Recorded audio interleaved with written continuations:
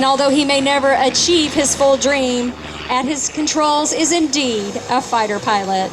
And he was once just a little boy who just wanted to fly an airplane. Jive is originally from Lancaster, Missouri.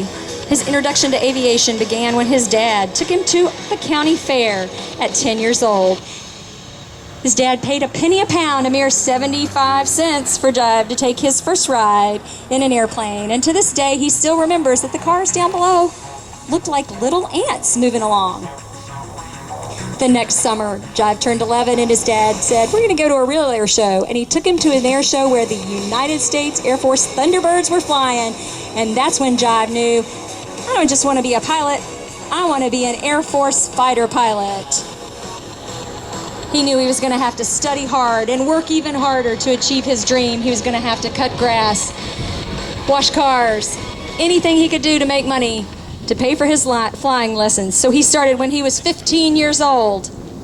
On his 16th birthday, Jive made plans to get to his driver's license and then drive himself to the airport to solo for the very first time. Now, this was his plan. Mom was going to take him to the driver's license DMV, and he was going to walk out of there and drive himself.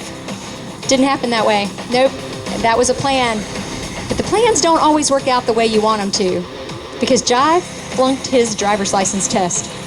But his mom drove him to the airport, and she watched her little boy fly away solo in an aircraft for the very first time. And to this day, I can tell you, because I get to ride in cars and airplanes with this man, he still is a much better pilot than he is a driver.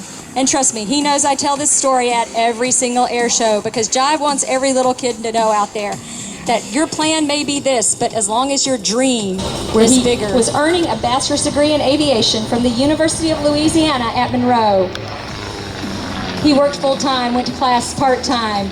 So when he entered the Air Force, after graduating, he was a little bit older than some of his other fellow pilots, about 2 to 3 years older. But he also had over 4,400 hours of flight time and his airline transport pilot's license. His dedication to his dream of flying allowed him to graduate at the top of his Air Force pilot training class, and he was given the opportunity, just like Mr. John Black, to fly the F-15C Eagle. Jive amassed over 3,400 hours in the Eagle during his 23-year Air Force career.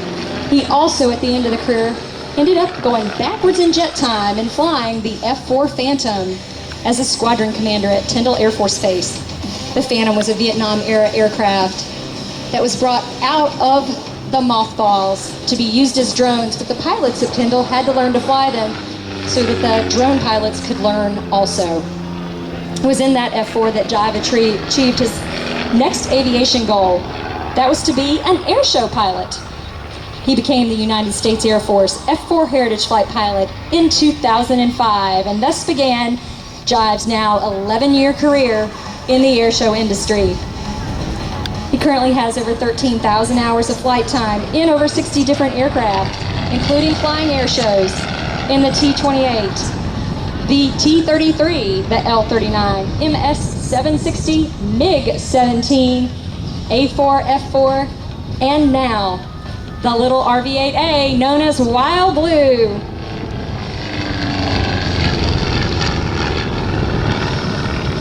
Jive debuted Wild Blue in his act here at the Tavares Planes, Trains, and Barbecue Air Show back in April of 2013. After purchasing him in March of 2012, he knew he wanted to take him upside down. Didn't take long for him to do that. He does love the maneuverability and overall fun-to-fly feeling of the RV-8. It's actually a home-built, not factory-made kit. Jive did not build this himself. He bought it.